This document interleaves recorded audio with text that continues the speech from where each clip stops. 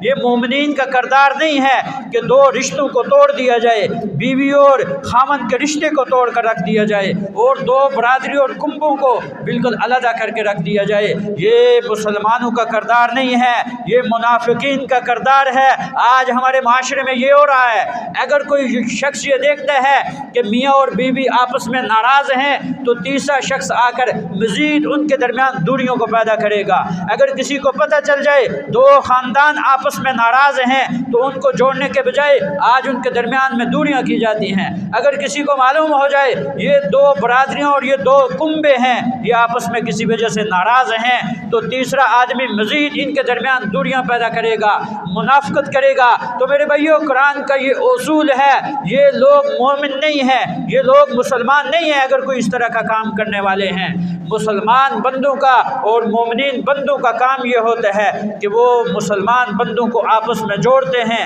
اللہ کے حبیب صلی اللہ تعالیٰ علیہ وسلم نے ارشاد فرمایا